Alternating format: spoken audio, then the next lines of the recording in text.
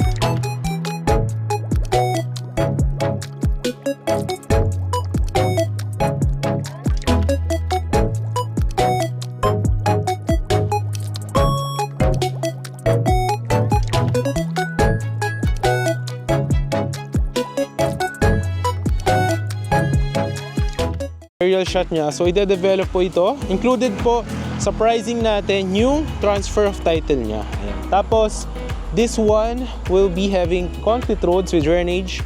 Ayan. So with the perimeter fences, with lines for water and electricity. Ayan. And Tagaytay City siya mismo. Kasama na yung price niya sa title transfer ng seller. Ayan. So tara, let's go. Ikutan natin yung ating property. So ayan. Ito siya, no? Ayan. Tuturo ko yung mga available lots. Ayan. So minimum cut natin is 250 square meter po. Ayan. Actually malaki yun guys. Nasa mga around 25 meters by 10 meters, no?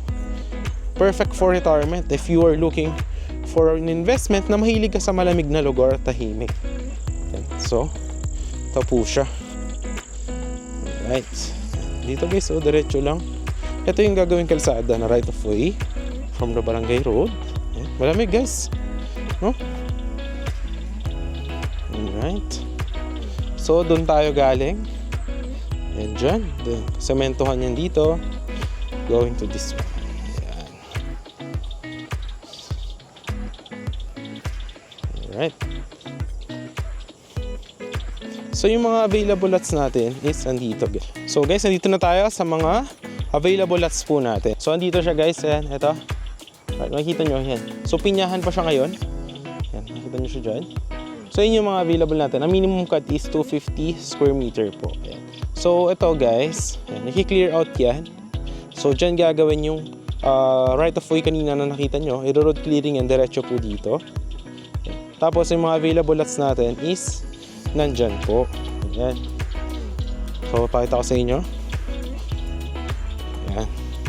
Hanggang dun sa dulo guys, may available din na onti pa. Dito sa bukaan niya, meron ding available ng mga 250 square meter. Ayan. Tapos dito guys sa kabila, meron ding mga available. Kung nakita niyo sa drone shot natin, so yan, may mga available. Ayan guys, meron ding school ng college. Ayan o. Ayan.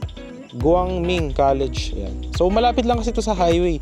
Ayun naman yung LTE Tower. Tapos ayun yung barangay.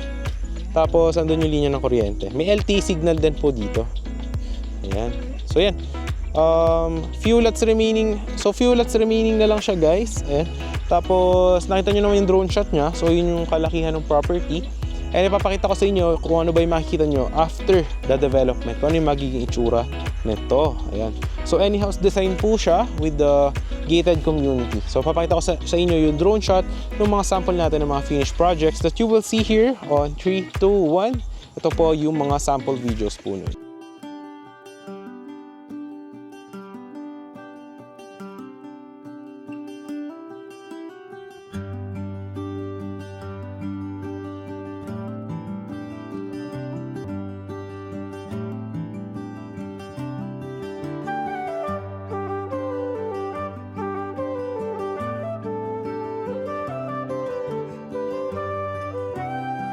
Videos ng mga tapos na nating mga projects. Yan. So ito po yung i-develop dyan. So affordable siya, and yan, kung naghahanap kayo ng mga property na perfect for retirement investment, you are an OFW, perfect na perfect to sa family nyo. Pwede na nyo rin siya ipamana. No? And yan, included na nga yung price ni seller sa pagta-transfer ng title. Yan.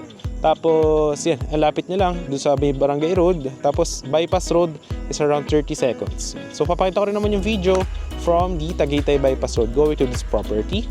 Tapos, malapit lang dito actually yung yung mga Balin sa Sayaw, tapos yung Sky Ranch. So, yan. Kasi Tagaytay City na to, Barangay Patutong Malaki po yan. So, malamig guys dito. Yan. Actually, parang magiging Korean skin ka dito. Charot. Ayan. So, yan. Yun lang naman nating sharing for today, and if you want to avail this kind of property, napakaganda siya actually.